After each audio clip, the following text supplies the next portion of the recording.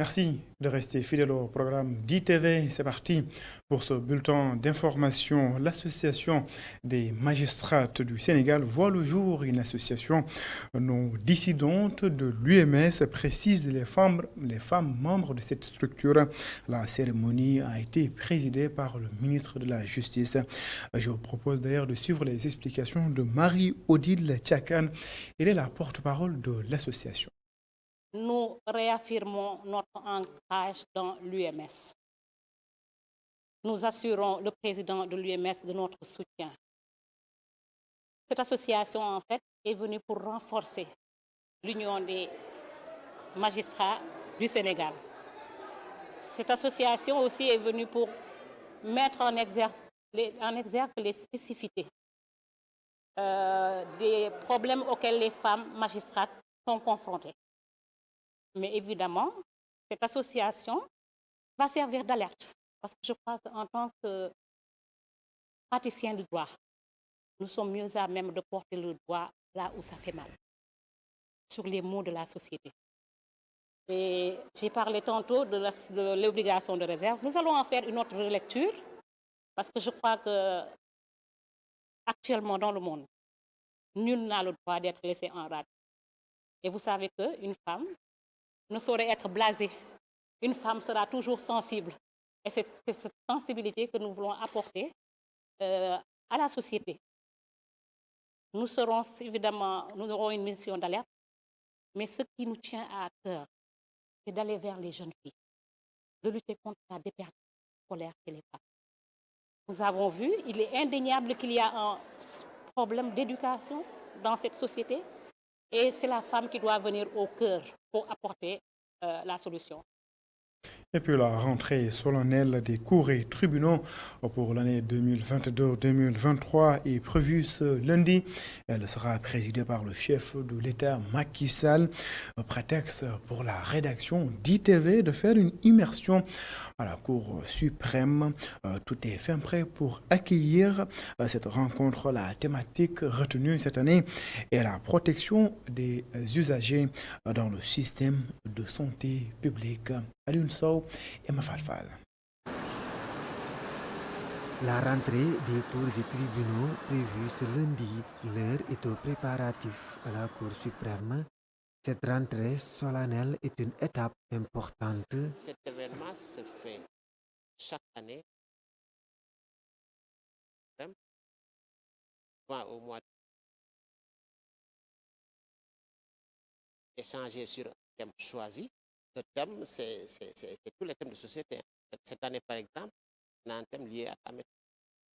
C'est la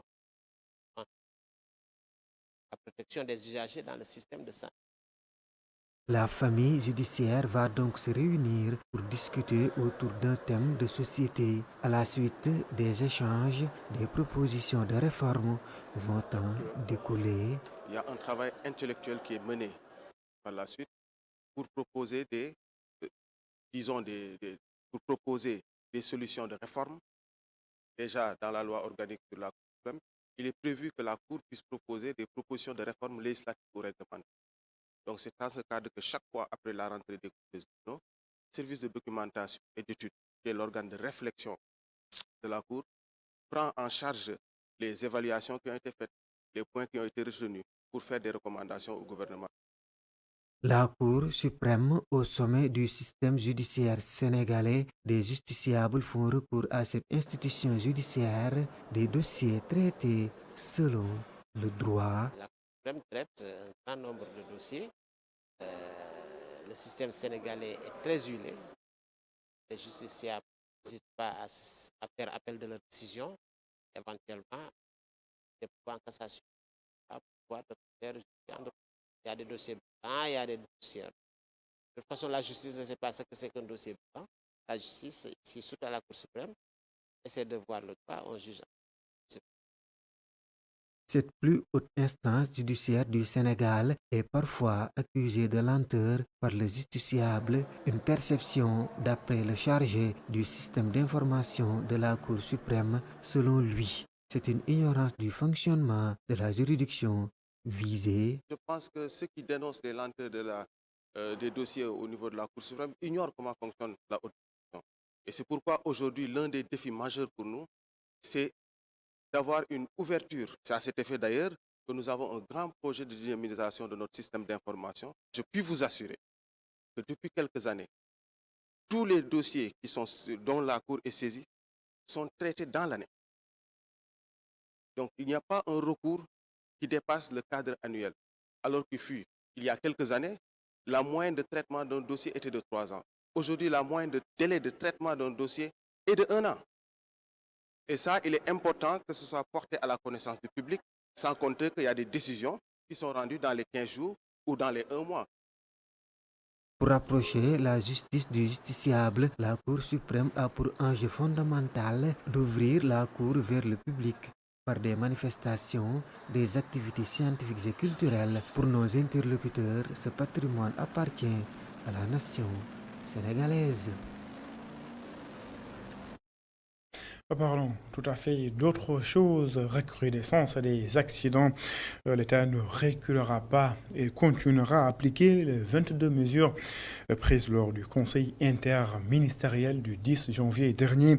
Une promesse du ministre de l'Urbanisme, Abdoulaye Seydou Sow, reconnaît des dysfonctionnements au sein de certains services de l'État, tout en appelant à une introspection pour lutter efficacement contre les accidents de la route. Abdourahmani.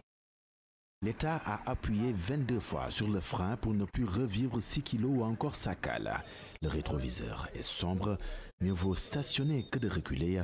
Le ministre de l'Urbanisme en gendarme invite l'État à se concentrer sur la destination finale. Mais c'est pourquoi d'ailleurs je dis, cette fois-ci, il faut que les mesures soient appliquées, quelle que soit la pression. Moi, en tout cas, je milite pour l'application stricte de ces mesures-là, quel que soit le prix à payer. Ce n'est pas le chemin qui est difficile, mais le difficile qui est le chemin.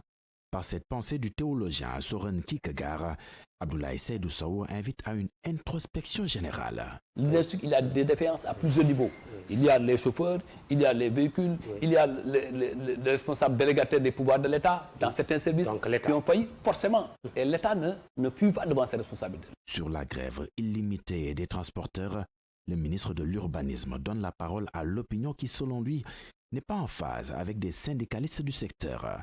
Un peuple affecté par ces drames évitables sur nos routes, conclut-il.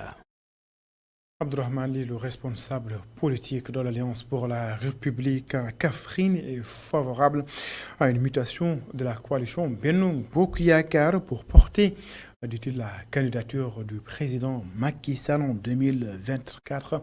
Abdoulaye Seydou Sow ne serait pas surpris d'une candidature d'Idrissa Seck, mais demeure convaincu que le président Macky Sall et le leader du parti Rewmi ne s'opposeront plus jamais en politique.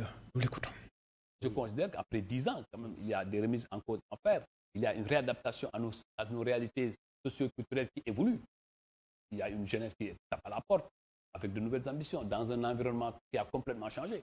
Cet environnement-là, il faut que le Benno s'ajuste à cet environnement pour pouvoir rester dans cette dynamique de perpétuation de la gestion du pouvoir. Cela est clair. Autour de quel candidat en 2024? Et moi, c'est clair à mon niveau. Moi, à mon niveau, il n'y a pas encore d'alternative au président Macky Sall. Bon, vous savez, moi, en politique, rien ne me surprend. Mais je connais aussi l'homme Idriss Seck. C'est un homme d'une très grande loyauté et d'une très grande constance dans ses principes. Je ne vois pas, jusque-là, aucun signe qui peut montrer que Idriss Seck peut être en concurrence pour le reste de leur vie avec le président Macky Sall. Ah oui? Je ne crois pas. Il vous l'a dit, Idriss Seck? Non, parce que je connais leur passé commun. Je connais, ce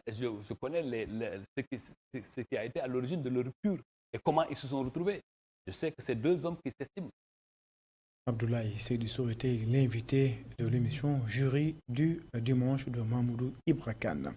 La grève des transporteurs fait l'affaire des Wargaindé. Ces véhicules particuliers assurent le transport interurbain. Une ruée chez ces transporteurs qui profitent de cette situation pour augmenter les prix. Les usagers, eux, dénoncent cette situation et espèrent que la grève va bientôt prendre fin. Khadija Ndadiouf. 6 chauffeurs s'alignent devant leur véhicule et attendent leurs passagers. Ils vont à Thiès, Tivaouane, Mbour et dans d'autres localités. Ils sont communément appelés Wargaindé.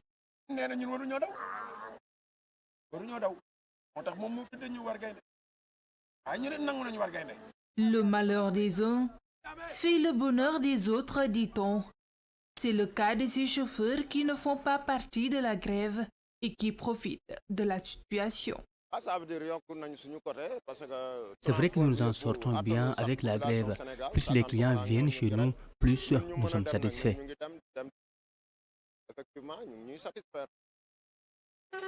Cet homme est un chauffeur qui nous confirme la hausse du tarif du transport.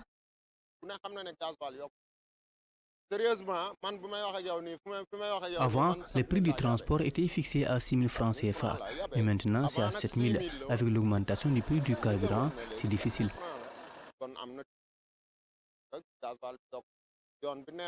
Entre grève des transporteurs et hausse des tarifs du transport, les usagers vivent le calvaire. Non, nous avons des problèmes. Les usagers ont des problèmes de se déplacer. On a des problèmes de trouver des véhicules.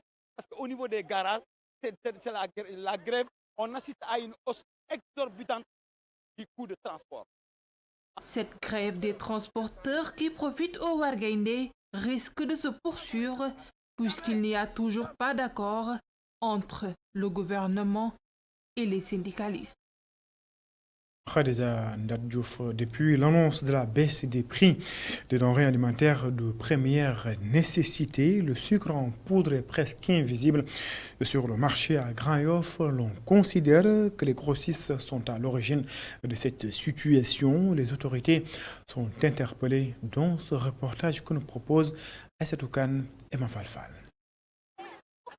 Marché Grand Yoff, une mère de famille vend des beignets. Évoquer la rareté du sucre suffit à susciter le débat entre la vendeuse et ses clients. Le constat est unanime, le sucre en poudre est cher et rare, mais la dame ne saurait nous dire pourquoi. C'est vrai, il n'y a pas de sucre en poudre dans les boutiques. Je n'arrive toujours pas à me procurer les sacs de sucre. Peut-être c'est à cause de la baisse des prix, je ne sais pas. Client assidu, Maud Touré est venu se procurer ces petits délices précises. Il ne s'agit pas d'une rareté du sucre en poudre. La pénurie est plutôt provoquée. Ils disent qu'il y a pénurie de sucre, mais ce n'est pas avéré. Ce sont les grossistes qui refusent de nous vendre le sucre en poudre, parce que s'ils revendent ça, ils ne vont pas s'en sortir.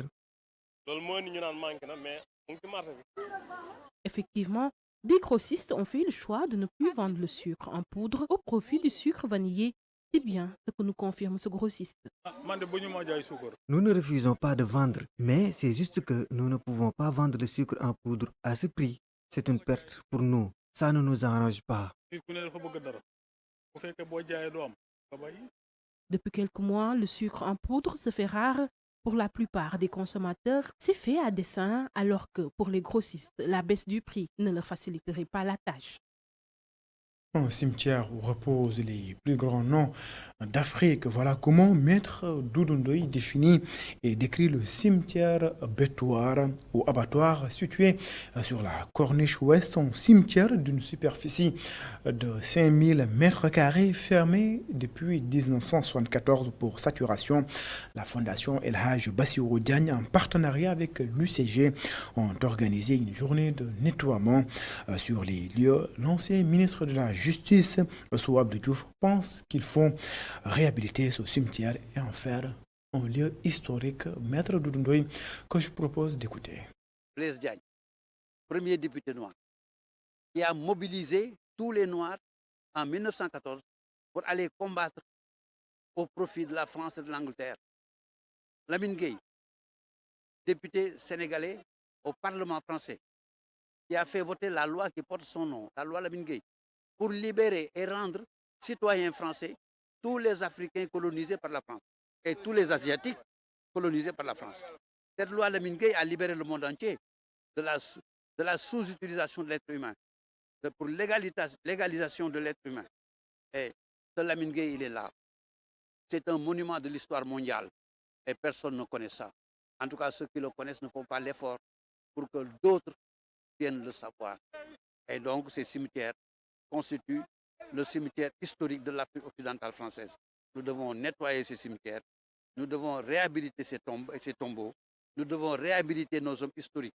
Et ceci grâce à l'appui efficace, l'appui sincère, l'appui du cœur, de l'esprit et de la poche du président de la République. Et là, je ne peux manquer de le remercier, de lui dire que vous atteignez nos cœurs à travers nos ancêtres que vous venez d'honorer par votre générosité. Plus de 1000 personnes ont été opérées de cataracte en banlieue pendant 2 semaines. Des spécialistes ont organisé des consultations gratuites avec une prise en charge de tous les patients. Mokhtar Dieng Badian, ophtalmologue, est ici au micro de nos correspondants permanents en banlieue, Boudal Ndiache et Cheikh Magat Mbaye. L'objectif est d'opérer plus de 1000 patients. Et nous sommes au 5e jour et nous avons eu à examiner plus de 5000 patients. Et aujourd'hui, à 7 heures, nous sommes à plus de 1200 cas déjà opérés. Et il nous reste la journée de demain. Bon, nous sommes là pour opérer, comme vous l'avez tantôt dit, les cataractes. Bon, ce n'est pas deux techniques. Les cataractes qui sont hyper mûrs, qui sont éligibles pour la technique manuelle que nous faisons ici, nous la faisons, mais les cataractes qui ne sont pas très mûrs, qui sont éligibles à la phacoémulsification, que les gens appellent communément sur le jargon laser, mais nous l'appelons phacoémulsification puisque c'est des ultrasons. C'est plus de 80% des cas à 90% des cas qui sont pris en charge ici, parmi ces 1200 cas qui ont été opérés. Le suivi va se faire correctement par l'équipe sur place, c'est-à-dire moi et mon assistante qui est sur place, Madame Faye. Et c'est ce qu'on a eu comme convention avec l'ONG Direct Society. Autant les gens opéraient les patients et c'était difficile pour le suivi. Mais nous leur avons proposé de faire un suivi, c'est-à-dire opérer une malade. Et opérer un malade du moins est une chose, mais le suivi aussi en est une autre. Donc c'est une obligation de suivre les malades, qu'il n'y a pas d'inquiétude. Tous les patients qui ont été opérés seront suivis correctement selon les normes de prise en charge édictées par le Programme national de promotion de la santé oculaire que nous avons l'honneur de diriger. Et puis en sport, début des compétitions de sport scolaire à Den cette année. L'inspection de l'éducation et de la formation de Sangalkam est venue avec des innovations. Les élèves pourront pratiquer le basket et le handball. La thématique retenue cette année est l'inclusion dans le sport. Babacar Sek. La circonscription de Sangalkam a lancé sa saison de sport scolaire sous le thème de l'inclusion dans le sport. C'est pour montrer comment aujourd'hui les enfants en situation de handicap, comment les prendre en charge dans les activités sportives. C'est bien possible. C'est bien possible.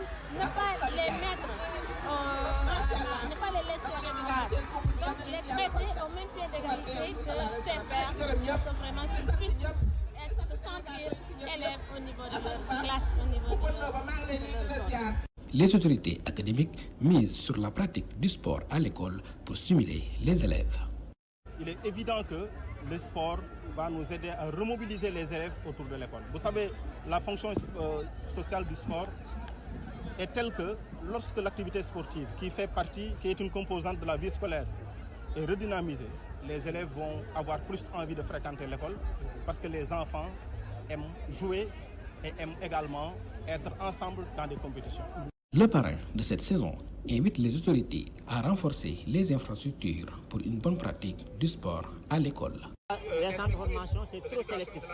Donc si on investissait au niveau des écoles élémentaires, au niveau des écoles, des collèges, des lycées, en tout cas ça sera plus démocratique et plus élargi pour que les talents puissent s'éclore davantage. Donc il y a lieu de continuer les efforts, de multiplier les efforts, mais également de permettre aux jeunes de s'épanouir dans des infrastructures dignes de nom. C'est ainsi parti pour 4 mois de compétition dans plusieurs disciplines. C'est la fin de ce bulletin d'information. Merci de l'avoir suivi. Excellente suite de programme sur les antennes d'ITV. Au revoir.